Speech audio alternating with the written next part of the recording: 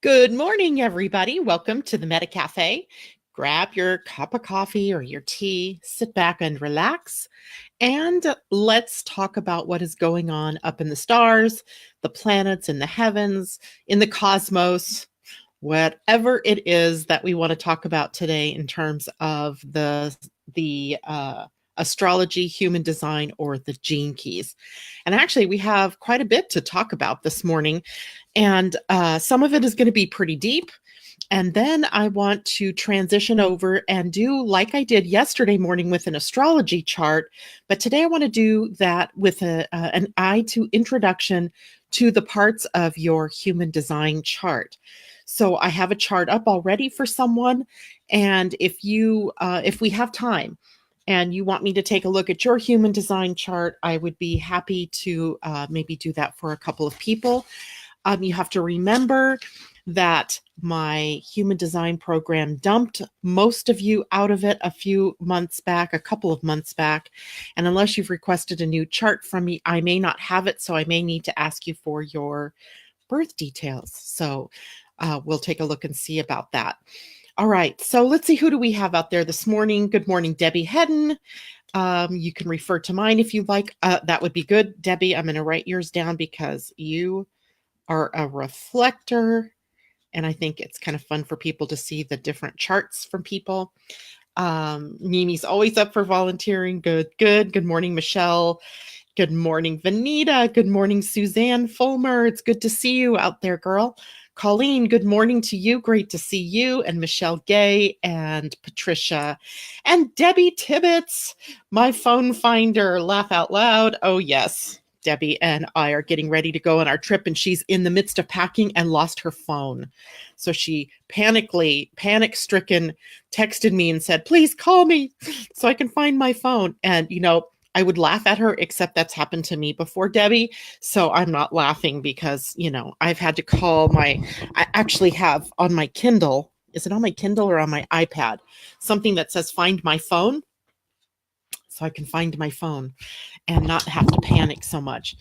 I was more worried that you'd packed it and the battery died. You wouldn't be able to find it that way. So anyway, it's kind of funny technology, right? And, my phone is pretty big. I mean, because, I like a big screen. So, wearing it around your neck or, on your wrist or something is kind of out of the question, because mine also has this box, the Otter box on it, so that if I drop it, which I've done many times, it doesn't break. It's protected. So funny thing, right? Even though I have insurance on the phone, I didn't want it to bust on me either, because I have so much in there. My life is in my phone.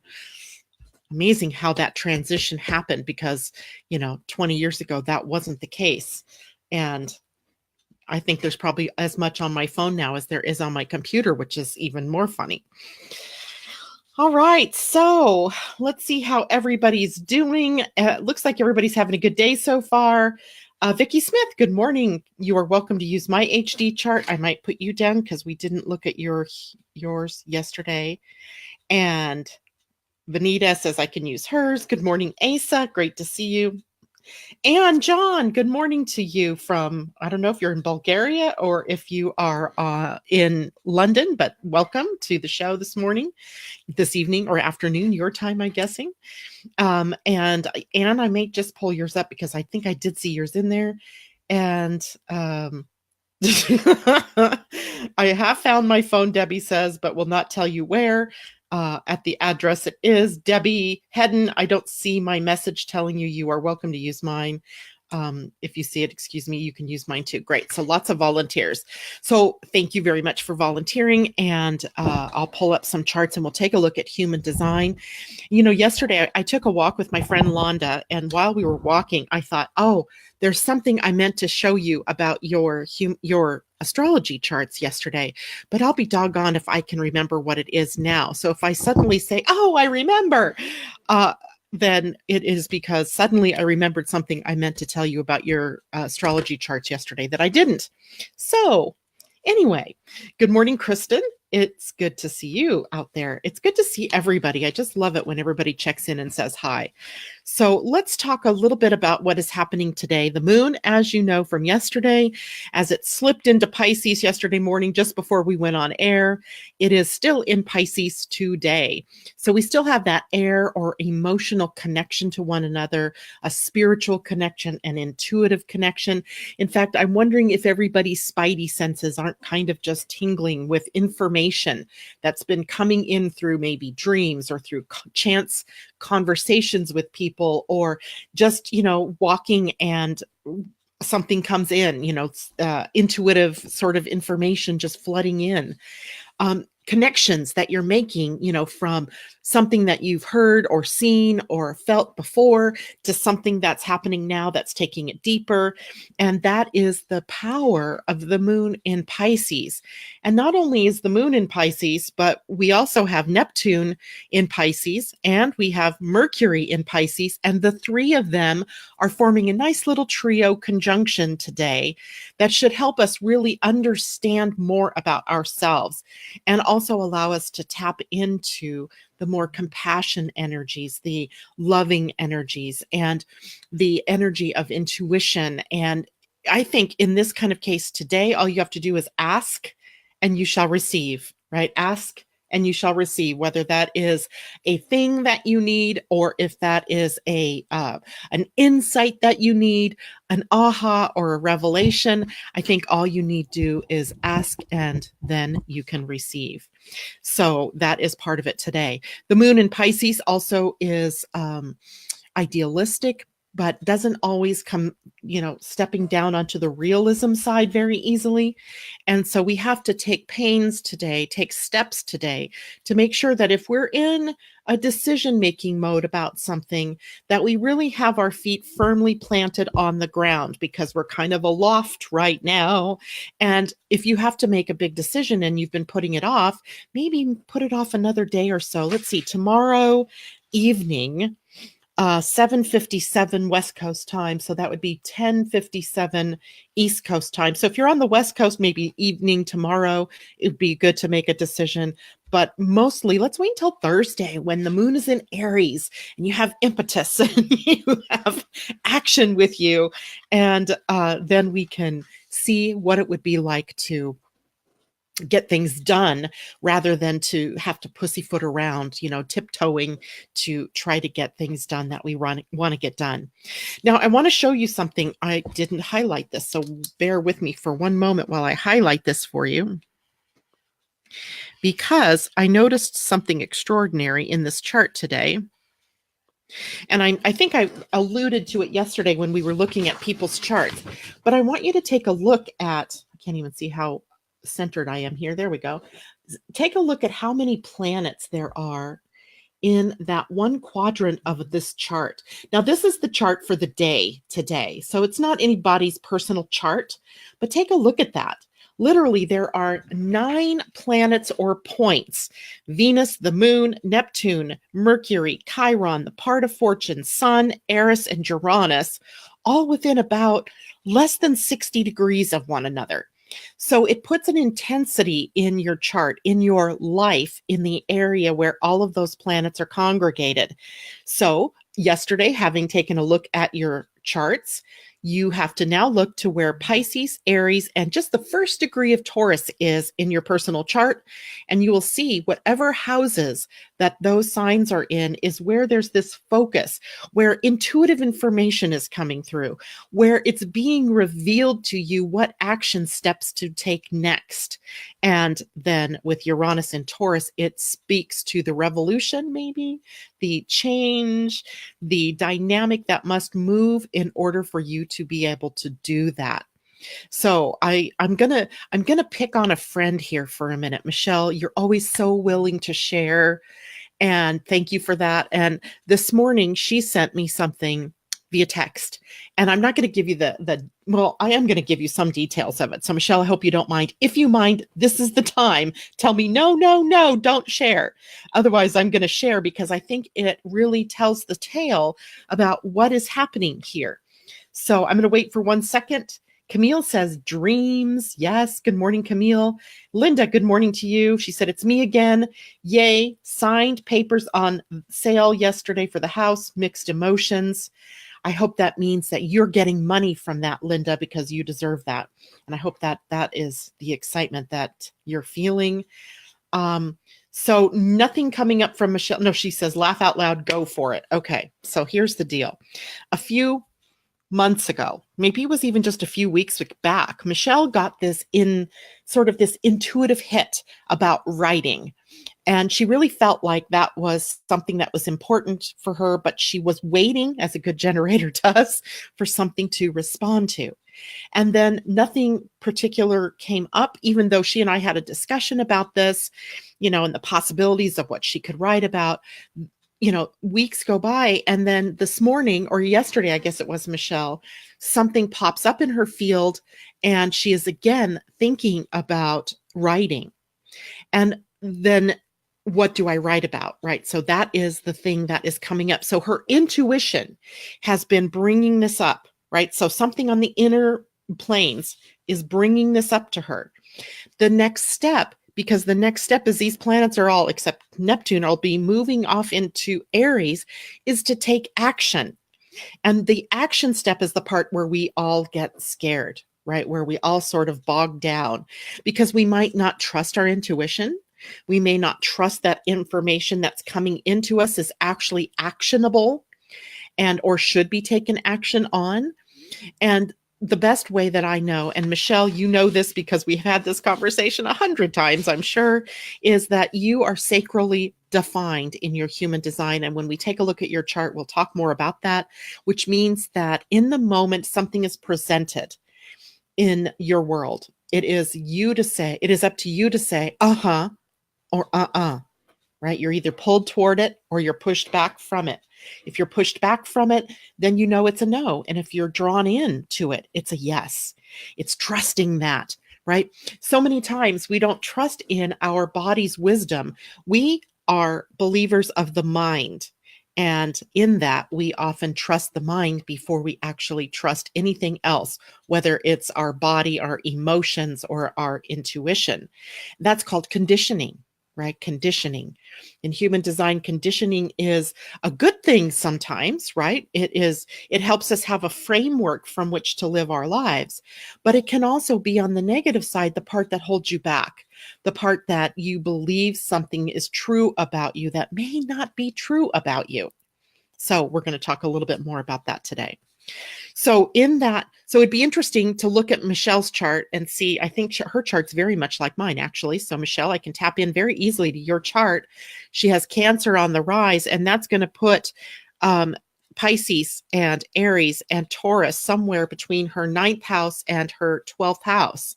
So the quadrant of the chart that relates to what you do out in the world. Right? Your job or profession, your career, your dreams, your hopes, and your aspirations, and also the fears that hold you back from doing exactly what it is that you want to do. So that part of our charts, very empowered right now to lead us out of just the idealism and the ideas and the imagination and the creativity into action, right? And then that action having the impact of changing our lives, transforming our lives. Any comments, questions on that part of our talk about astrology today? It was last year. Oh, yes, it was.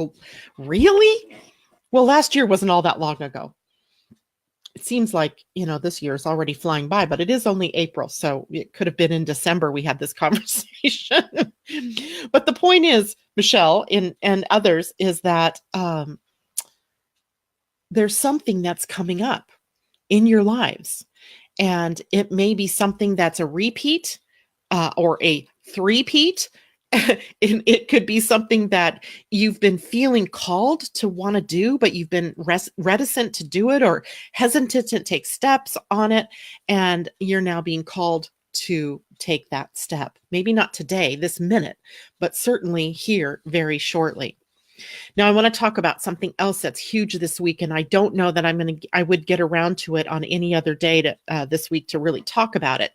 But for those of you who were able to attend the April webinar, we talked a lot about this energy of Pluto, the South Node, and Saturn, all three of them in the sign of Capricorn. Let me see if I can draw another little circle here and show you where this is happening. Right here in the chart, in the sign of Capricorn, over here, you can see the planet Saturn and Pluto and the South Node. The South Node looks like a U, right? And it is these 1 point and these 2 planets that are doing something quite extraordinary in the context of time, in that maybe only a handful of times over the last century have these planets come together. And in fact, only 2 times in the 20th century, including, this short time that we are in the 21st century, have the 3 of these pieces come together like this, and never as close as they are right now. In fact, in this month of April, the South Node will conjunct Pluto. In fact, it's in the process right now of conjuncting Pluto, and later in the month will conjunct Saturn. And there is something huge going on here that I wanted to talk about, because literally those 2 planets, Saturn and Pluto, have been responsible for let's just take Pluto first. Pluto has been responsible for a lot of the deep crashes and changes of direction that have been going on in the world since about 2008. So that started with the economic downturn, which turned into one of the longest and deepest recessions since the Great Depression. And we saw that a lot of retail places crashed and burned. And it was very apparent to us out of that how much change there is in terms of our world, and the impact of the internet and people able to go on places like Amazon, who, really are becoming a powerhouse, or are already a powerhouse in terms of people and their shopping. And that puts pressure on the box stores, or on the brick and mortar stores, to have to close their doors in a lot of cases, because there's not as much foot traffic to sustain the cost of having a store. So we've seen lots of crashes and burns. And if you take a look at your governments and whatever country you're living in, you can see that there have been a lot of changes in the institutions, not altogether positive either, right? Some may be positive, some are definitely like in our faces, right, where we're seeing all the problems, and where we're seeing where things aren't sustainable, and we're kind of left shaking our head going, what is the world coming to? What is our government coming to? What is this country coming to? Lots of little questions like that. So all of that has been building, right? Building over the last several years. It got a little more intense about 2 years ago, and a year and a half ago, maybe, when Saturn moved into Capricorn and began pressuring all of us to change our foundations, to look at what was sustainable versus what was not sustainable. I'm giving you background here to what's going on this week. When Saturn moved into Capricorn, we all knew, at least astrologers, we all knew that the jig was up, right? That there was going to be more and more happening to signal to us that things are rotten in Denmark. Not to pick on Denmark, but that saying, things are rotten in Denmark, right? Something smells fishy. There's a problem with transparency. There's a problem with our foundation. There's a problem with the way we're using resources, that how much money we're spending, how much money we're not spending, where are we spending money, where are we not spending money? So much, right? And we knew that that was going to crescendo the closer that Saturn got to Pluto. Well, literally today, Saturn is sitting at 19 degrees, 55 minutes of Capricorn, and Pluto's at 23 minutes, or 23 degrees, 2 minutes. They're literally only what is that, 4 degrees from one another. So for all intents and purposes, they're already in a conjunction. We just don't call it conjunction until, they get a little bit closer than that. And they will get closer during this year until they eventually, in January of 2020, actually conjunct one another. So what does it mean now? Let's fast forward right now, today, to have Pluto and the South Node coming together. So let's take a look at the South Node first of all. You know, I always tell you the South Node in your personal chart is the place of holding on to, right? These are the gifts, the talents, the experiences, your lineages, your ancestry, your past lives, and you're holding them in this cup, if you will, of called the South Node, ready to live your life based on what worked for you in other times. But in this lifetime, you have a North Node, and the North Node is pressuring you to move in a new direction, to take everything in this South Node cup and to pour it out that way, right? To move it in a new direction.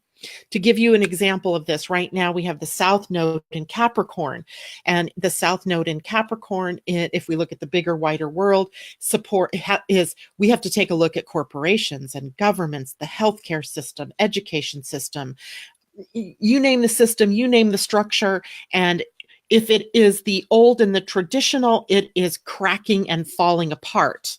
Right?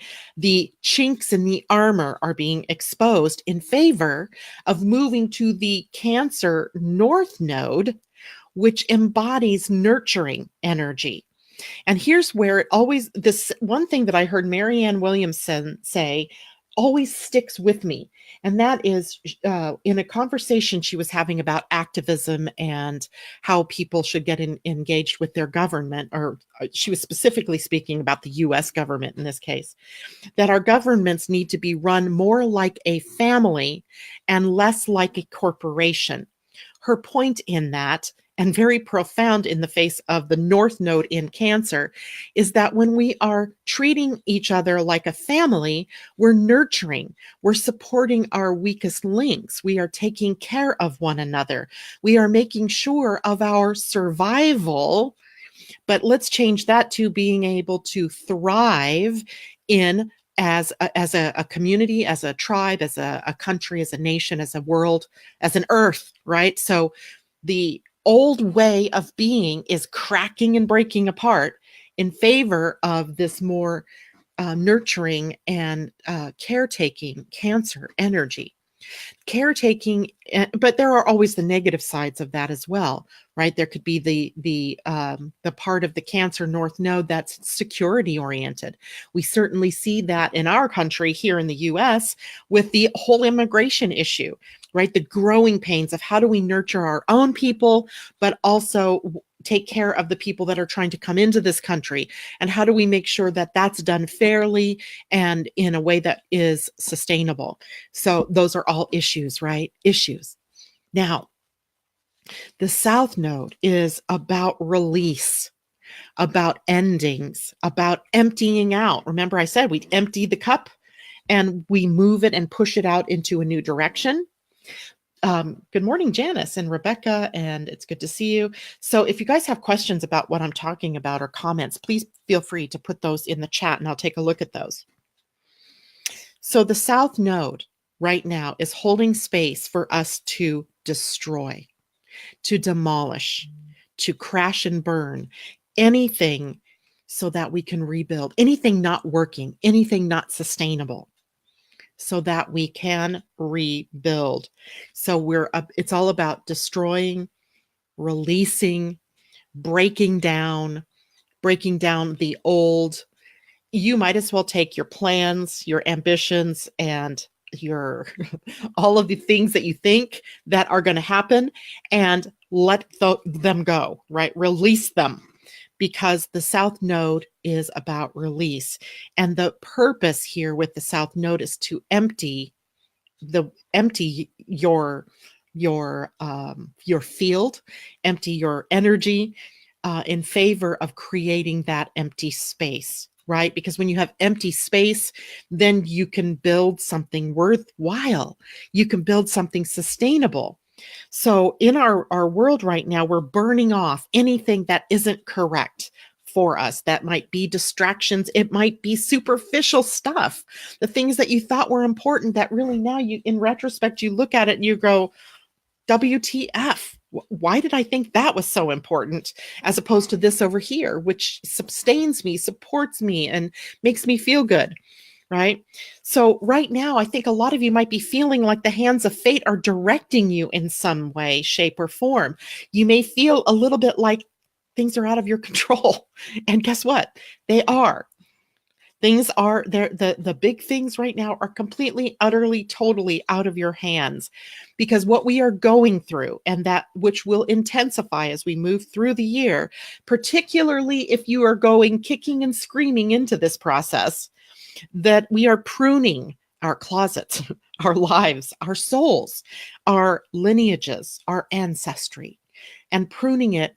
Right? What do you do when you prune a plant? You're snipping off the pieces that are dead, maybe, or the pieces that will not grow in a way that's sustainable. Like, when you prune roses, sometimes you have to take off the wild leaves and things so that it doesn't, shoot out in the wrong direction, that it keeps the plant in its natural beauty. So pruning. So if you think of your life and where you are right now in your life, you're pruning away the things that no longer matter to your life, to your closet, like, literally. It could be in, the littler things, like the things in your closet that you don't need, the things on your desk that you don't need. And then, going up higher toward the soul level. Essentially, it's the baggage out and the empty space in. It's the empty space that we need, but yet that is what truly frightens us, right? To have that empty space. Our natural, I think, inkling is to fill the void, but you want to be sure that what you're filling that void with over time is going to be sustainable, is going to be able to sustain you, support you, hold you close, and take you where you want to go as we move forward. So what we are then seeing now with the early week here in April, in fact, from March 30th until about April 6th, I think it is, April 5th, we have Pluto conjuncting the North Node, or South Node, excuse me, South Node. And here is this opportunity you have then to get clean, to purify, to purge, right? What isn't sustaining you? What are you holding on to so tightly that you're in a tug of war, a control issue over, with yourself or with spirit, with life in general, right? I want to say the sun this week, the sun this week until the 4th, great, go figure, is at the gate of control in your human design chart. So we're already kind of resource oriented and looking at how can we manage and juggle the things that we need versus the things that we have to expend, right? Our energy, our time, our money, our resources in general. So we already have that. The problem comes in when we try to become uberly concentrated in the control aspect. So we need to shift our perspective. That's what this is all about, shifting our perspective to the more spiritual side of things, right? How can we ground our spiritual divine self more fully in the body, grounding it all the way from our feet into the earth itself, and walk with spirit? I wish Elle was here in the morning. Her email address is walking earth spirit or something like that. And that's the picture I get for this time period, is that when we are walking in our divinity, when we are embodying the divine part of ourselves as much as the physical part of ourselves, then we are walking sort of through our lives and being right where we need to be, letting go exactly what we need to let go of. And the only thing standing in our way of doing that is our own resistance to doing that, right? Our own resistance, because we have thoughts, we have feelings, we have emotions, we have grievances, we have memories, we have cellular memories that we're dealing with. We have all kinds of things sort of stacked up that we can call up in our minds as reasons why we shouldn't change, or as reasons why we should stay holding on to this. And instead, if we just relaxed, just breathe and let go and see how much better you feel, then it frees us up to walk the path toward our North Node and our destiny. And, this is an impactful time, definitely. And it gets, as a drumbeat, it gets a little bit louder as we start moving to July in this year, because we have the eclipses then that are on the Cancer side of this, the North Node eclipses. And it's going to give you that real opening. But if you're bogged down, if you have too much baggage that you're carrying with you, then you will not be free enough to move forward. So be conscious about how you let go, what you let go now. Michelle, oh my God, I'm going to die laughing. Release the Kraken. Release that, right? And maybe the Kraken is really just the part of you within that you've turned into a monster, believing that you can't let this out or let this go, or it's going to do real damage in the world. And if you just let go, then you find that all is well, right? That you can move forward the way that you were meant to move forward. Okay. Diana, good morning. And any questions, any comments about that? So 2 things now I can leave you with here, and I'm not leaving, but 2 things as we leave this subject that I can tell you is 1, don't be afraid to let go. Don't be afraid to release. If you find yourself in a stressed position holding on, you feel it because you've got it in your neck and your shoulders, maybe up here, your shoulders are up under your ears, then you're holding on too tight. Relax that and be willing to let it go. Some of us have taken on responsibilities that aren't ours, right? And that's something we might need to let go of as well. And there's all kinds of reasons that we can bring up as to why we can't let go of that responsibility, right? But sometimes it isn't your responsibility. So there's that as well. And so you've got to let go and let God. That's the big news for April. Letting go, letting God. Now, later in the month, of course, then the planets begin to change to retrograde motion. Jupiter, Pluto, Saturn, all 3 of them. And that's going to bring these issues back up to you again for looking at, for releasing more. If you don't release now, you have more opportunities when you go the deep dive inward to be able to look at what is it that you're still holding on to. That'll come later in the month. Okay, so I don't see any questions popping up or comments.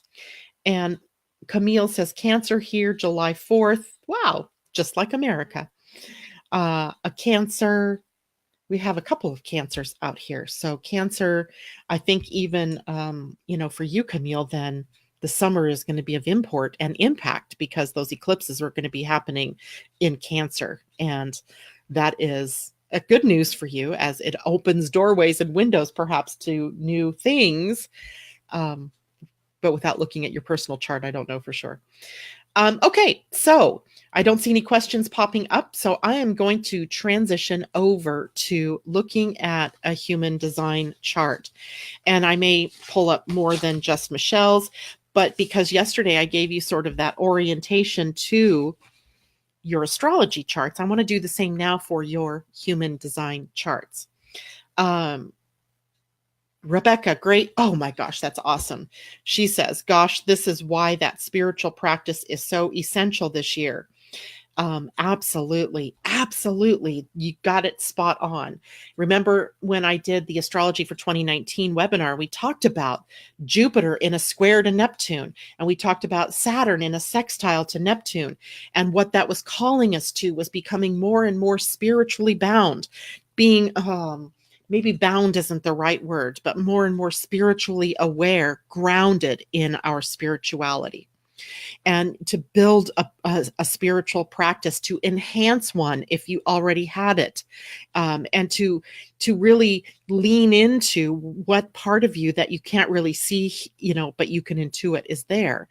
And that was the way for us to move through that time, right? This time.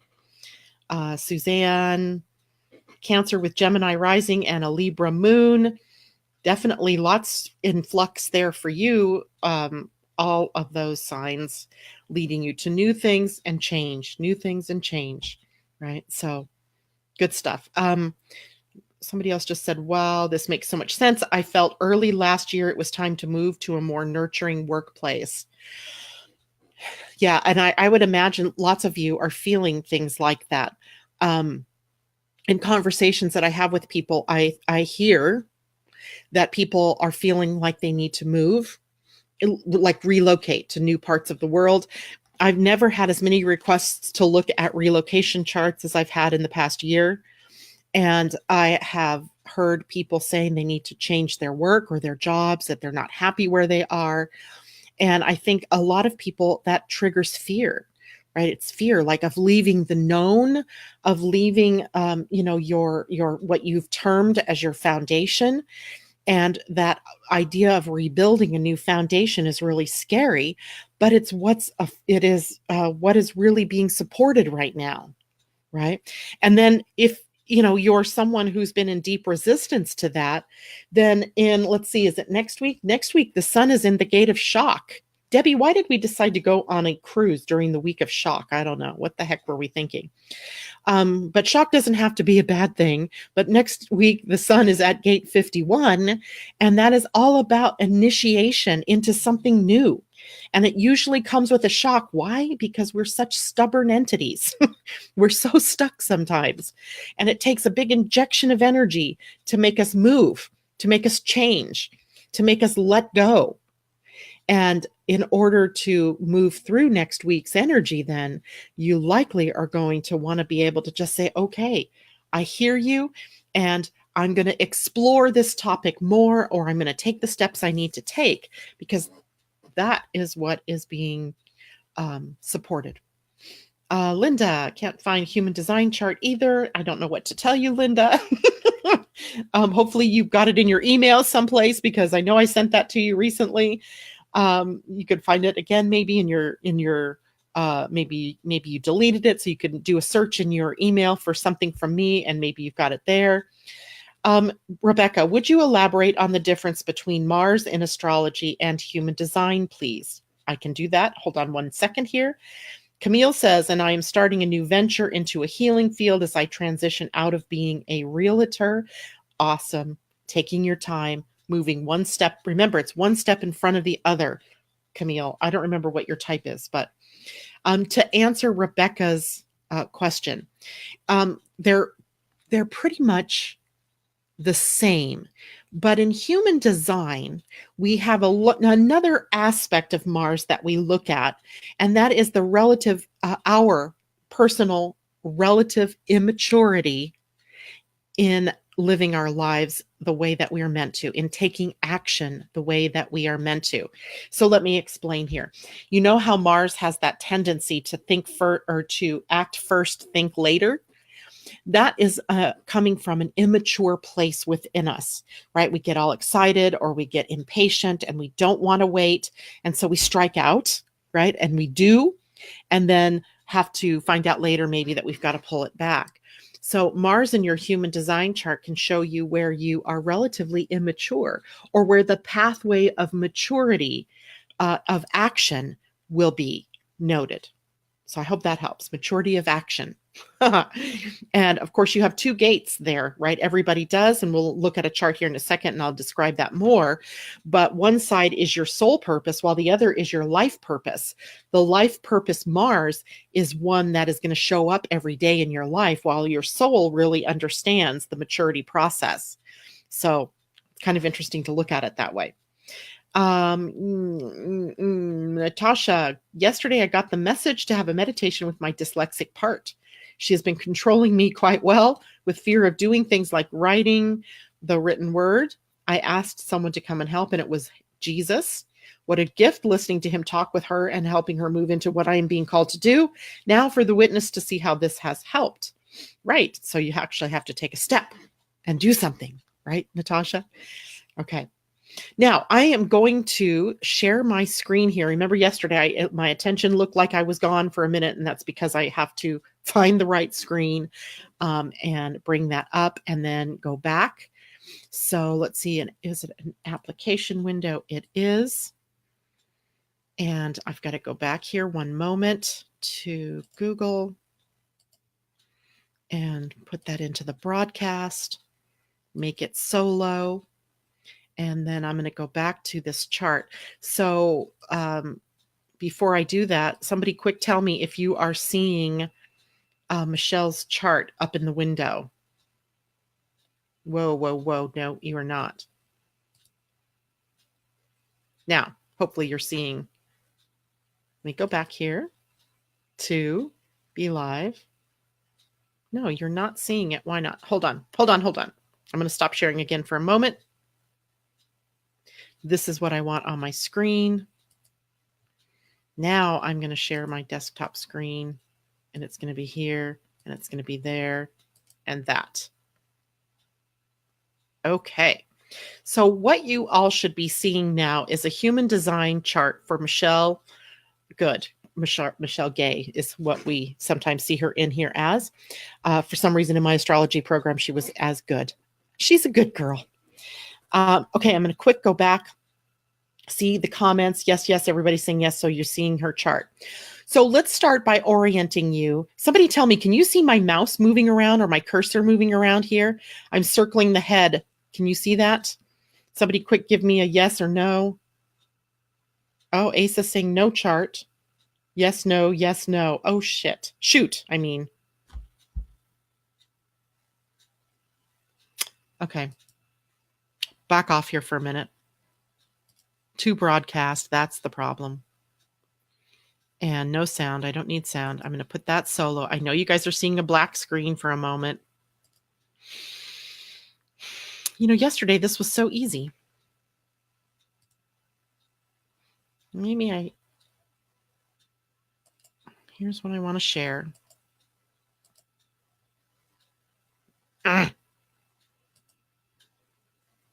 There we go. To broadcast. Now, solo, you should be seeing that chart. And hopefully you'll be able to see my cursor moving it around so that I can denote the pieces of this chart. So in human design, you have 3 distinct parts of the chart. One is the birth part of the chart right here, where all of the information from your birth date is. Here we have the body graph. I'm going to try to make this a little bit smaller, maybe back it out a little bit. And so here is the body graph, and here down in the bottom is the part that we get all of the juicy tidbits about who you are. It's called the overview. It tells you your type, what your conditioning theme is, your strategy, your profile, your right angle cross or left angle cross, your destiny type, and definition and inner authority. And let's start up here then with these 2 pieces of information. So the birth chart is set up in 2 columns. One you see is based on the birth date, birth time, and it is in black. It is called the personality. It is also the conscious line description of who you are. We call everything on this side of the birth chart the soul purpose. So these are gates right here. Each one of these numbers represents a gate, and a gate is here in the body graph.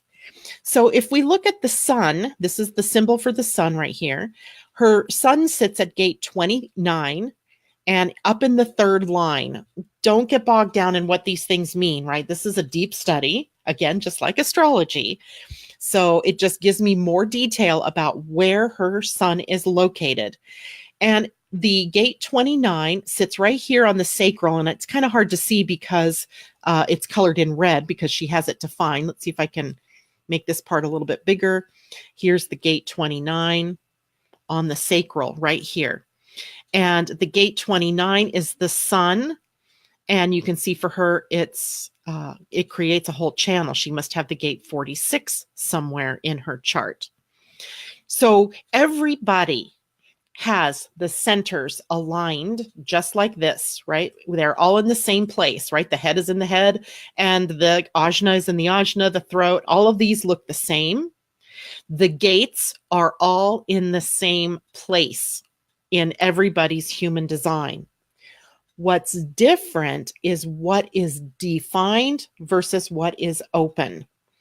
And now let's go back to this for a moment. The design side of this birth chart is based on a date that is about 88 astrological degrees prior to her birth, or about 90 days prior to birth. And in fact, in her case, it's looking like it was exactly 90 days. And we say this is the date in human design that your soul became embodied, like your life purpose crystal became defined, because everything in this red column represents your life purpose. The traits represented here by your soul purpose are probably more visible to you, that you know more about them in your own self. The gates over on this side are part of your discovery and the unveiling of your life purpose as you move through your life. All right. I hope that makes sense, right? So you have two columns. Running down the center of the column are symbols that represents the planets used in human design. So I'm going to list those. And if you want, you can just kind of write them in a line so that when you look at your own human design chart, you can, just translate that information over. The first one here, this is the symbol for the sun. The second one is the symbol for Earth. Then, of course, we have the moon. We have the upside down horseshoe, which is the north node. I also call this piece destiny often. So north node and destiny. Then we have the south node, which I often call karma. So we have south node and karma. Then we have Mercury, Venus, Mars, Jupiter, Saturn, Uranus, Neptune, and Pluto. Now, I want you to note in some cases, like note her sun and earth are all at different gates, right? They would always be at different gates. They move too quickly to be at the same gates. But note as you get down to some of the planets that are further out, like her planet Jupiter right here. Oh, that's not good. Jupiter is at the same gate, while her Saturn is at different gates. Her Uranus is at the same gate. Her Neptunes are at the same gate, and Pluto at the same gate. So now when we look at the chart, how that shows up is in these striped areas where you see the stripes. That tells you there are more than one planet sitting there, and that they are from both the design and the personality. So for example, this is gate 35 right here. And she has, well, in her case, she's got the south node at gate 35 in the soul purpose side. And she has Mercury at 35 on the on the life purpose side. So I've never noticed this before for you, Michelle, but right here is why it is that you feel like you want to communicate and write. And the reason why you can't determine exactly what it is you want to write about is because you're a Jill of all trades. There are any number of things you can write about: childcare, preschool, nails, beauty, all of losing weight, taking care of your body. So you are really very much a Jill of all trades, but you are definitely seemingly tapping into this Mercury that wants to explore topics of in a communications setup. So that's interesting, whether that's through video, whether that's through a blog, or writing stories, writing a book. I don't know. That's yours to figure out.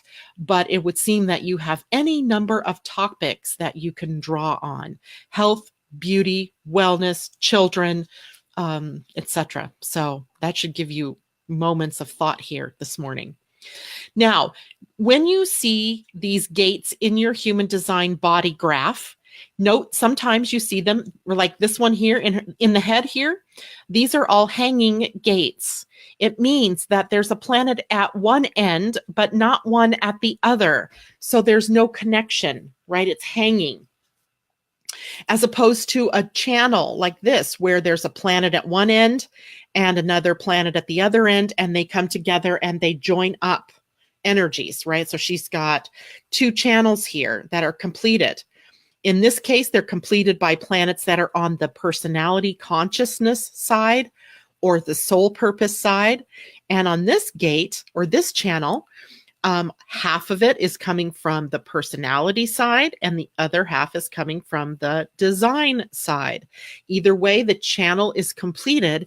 The expression of that might be different. And then note all of these other places where she has these hanging gates.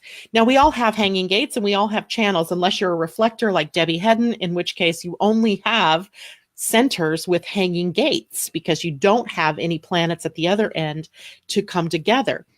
So these hanging gates are the places that create some real juiciness in your life because they're going to get completed either by other people in your world, parents, your children, your spouse, your friends, other people when you're out and about in the world. You might be at the park or in the mall or the grocery store, and all these people around you are making these things like trigger and fire off, right? We call it a magnetic attraction, right? It's quantum physics here, right? Where one end is open and it attracts to it someone or somebody, someone else's energy to it that completes that channel.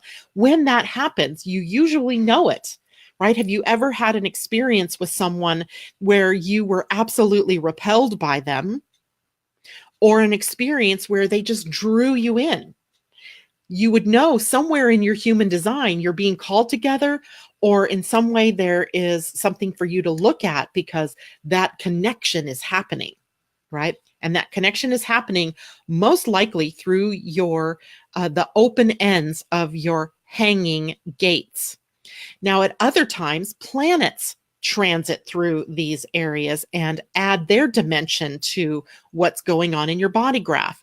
So for Michelle, for example, let's see, where's the sun today? The sun is sitting at the gate 21. She does not have gate 21 defined normally. So today with the sun here, the sun is actually lighting up this part of her chart. I wonder if I can highlight this. No, it's not going to let me do it. Fine. But we can just imagine then, okay, turn the highlighter off. We can imagine then that gate 21 is filling in here, and it's filling in from the personality side. And it means that she suddenly has this whole gate or channel, filled in. And it's the channel, it's called the money line. This is the channel of money, right? So maybe paychecks coming in this week, maybe having to budget, maybe concerns about how do I pay this or how do I pay that? Or maybe there's extra money because you've managed your money well. The gate 21 end is the part that we manage our resources. The gate 45 is where we spend our resources. You are naturally inclined to spend, but not always having as much income as you need to spend on what you want to spend. And we've had that conversation before. Okay, so now in the body graph, you see these 9 centers. Each one of these centers has a meaning. And I want you to get a piece of paper out, or if you've got your human design chart in front of you, you can just make some notes here. The top center here is called the head center. The head center, note it is the only center that is not contained right all the way within the body graph. It is traversing the part of spirit up here and also in the body. So here is our interface, if you will, with God or spirit or whatever, cosmic mind, source, right? So the head center acts as almost an antenna to receive divine inspiration. And so the head center is the center for ideas and inspiration. Make sense? And I can't tell because I can't see my other screen. But I'm going to assume you understand this, and I'll go back in a minute and look for questions or comments. So head center, center for inspiration and ideas. The second center down is called the Ajna, A-J-N-A. It is the center that we think of as the mind. So everything here in this center is about awareness. It is not a motor. It has no expression to the to source. It is literally your mind. It is self-contained, right? It has channels only up to the head center or the inspiration center and channels down to the throat. The channels to the head center are where we take in those ideas and inspiration in the head. It moves into our mind, and we decide what we're going to do with that based on the mind. I'm not saying that you should decide from the mind, but that's what we attempt to do, right? We take that information in, it then moves into the mind, and then we, with our mental awareness, decide what it is we are going to do, unless, of course, you know your human design and you do it differently. The other points here go down to the throat center, and this is where we are speaking to what we know, right? Speaking to what we know. Note in Michelle's chart here, she has all three of these channels open, and they are not defined. And an open center, an open gate, or an open channel can be places where we misidentify our energy. We overly identify or get conditioned by what people around us are doing. So, for example, in Michelle's life, if she has someone with a defined ajna, she is automatically tapping into the stream of thought of that person. So let's say, for example, and I don't remember, Michelle, your parents, but I'm going to just say, let's say her dad has a defined ajna. So she's growing up in an atmosphere with a man, a father figure, an authority figure who has a very defined way of thinking. And she's tapping into his defined way of thinking the whole time she's growing up, the whole time she's in his sphere of influence, even though it isn't her natural way of thinking. She is much more open-minded than that. And that can already cause issues between her and the father figure, right? So, and it could be the same with other people in her life, a daughter, a friend, an obscure relative that has a defined ajna. If they've had influence on Michelle, then she may be thinking like them. And what she'll have to learn then in her human design is how to tease out her own thoughts from the thoughts of those people around her. Okay. The third center down is called the throat center. It is the center for manifestation and communication. All of the energy in the chart, all of it, from the head and the ajna to all of the centers down here, we want to get the energy from down here up to the throat, or from up here down to the throat. And that's because we are meant to manifest and to communicate with one another. And so the throat center acts sort of like the gearbox, sending off energy and things to all the different other parts of your human design. The throat becomes a very serious place then when we need to know what is the condition of your throat, because an open throat, such as Michelle's here, which has a lot of energy on it, she's got 4 hanging gates hanging off of her throat, can make her very quick to speak when she is meant to be waiting to be invited to speak. So, and we could spend a whole hour just talking about the throat center. And holy cow, it's almost 9 o'clock. So let's finish these. The diamond here in the middle is the identity center. It is the seat of the soul, right? This is the seat where your soul lives. This is your compass, right? This center here is called the will center. It is also called the heart center. And note that the gate of shock, gate 51, sits on this center. And it's a shock that's meant to initiate us to bring these two centers back together, back to oneness, back to unity. So we sort of have this split that occurred long about the Renaissance as we moved out of the Dark Ages, and science and art exploded into the world in inventions. And then eventually the Industrial Revolution, we became more and more individualized, and as these two centers split apart. And the challenge then for us as humans is to find ways to bring those two parts of ourselves back together, our soul and our egos. This is the seat of the ego. Here we have the emotional solar plexus. It is all about emotions, baby. Feelings and emotions right here in this center. And with an open center like Michelle has, that means she's absorbing the energy from around her and takes it in, tends to amplify it, and then rebroadcasts that energy. And here's where mistaken motivation occurs, right? Because she's open here, that makes her extremely empathic, and she's picking up the emotional energy from around her, the world, the collective, her daughter, her mothers, her whoever, right? And if you take that energy in and you amplify it and rebroadcast it, it comes off as not your own. And it can be a real problem. So we need to learn how to monitor our open centers, these white centers, so that we are always able to express our correct authority and our correct authenticity to the world. This center is the sacral. It is the center for action. It is where we get things done. It's the center for life force energy, vitality. And when it's red like this, you are either a manifesting generator or a generator. If it is white in your chart, you are a projector, a manifester, or a reflector. And you have to treat this with kid gloves if this is open, because you can blow out your energy very quickly. And when you have it defined, you also must watch out, because you have that sustainable energy that you could have focused off into the wrong direction, and you need to learn what is the right direction for you. The center over here is the spleen center, definitely not anatomically correct, but this is the center for health, intuition, and time. Everything in this center happens in the moment. Everything in the emotional center happens with clarity over time. So both of these centers have something to do with time. This one is much quicker. This one is much slower. This one is spontaneity. This one is not spontaneous. And so we always have to look at that in a chart. And this is also the center here that we think of.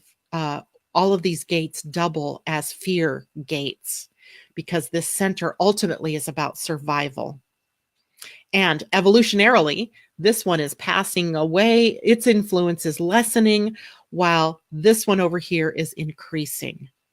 And then finally, we have the root center.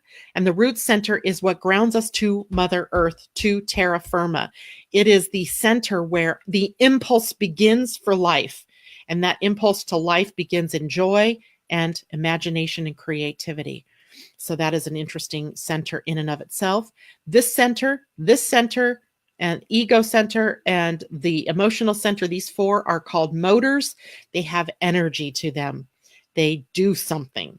And so you need to know that about yourself. And because we're getting close to the end of my time here with all of you, this we will talk about more tomorrow. But here's where all the juicy tidbits are, right? This is where you find out what your type is and your profile and your definition and inner authority. We'll talk more about that tomorrow, and be able to explain a little more about what those terms mean, because I know sometimes people get scared when they see words like frustration or bitterness or disappointment, like, they're doomed to have that. All right. Let's see comments real quickly before I leave here. Vicky, my husband and I have 5 hanging gates that match up. So you're drawn together. So these places, Vicky, either become places where the energy is flowing smoothly between the two of you, or maybe they're the source of some irritation and some challenging energies between the two of you. So we want to really look at that and, kind of take that apart and see what it is, right? What's the gate? What's the center? And what planet is it that's sitting there that's drawn you together? Camille, write about not knowing how to start this adventure in writing. You will find the flow will begin. That's for you, Michelle. I think that's awesome. Patricia, can you explain what life must be like being a reflector? Yes, I can, sort of. So a reflector is someone whose centers are all open. A reflector is someone who sees themselves in the people around them, knows their truth by what the people around them are reflecting to them. We all should have reflectors in our lives so they can show us our relative health and our relative evolution. And people who are reflectors are often, first of all, let's go back to science for a minute. Have you ever heard of an indicator species? Like frogs, they are indicator species. When you have a healthy frog population, because they live in the interface between the water and the land, if you have healthy frogs, you have healthy water and healthy environment.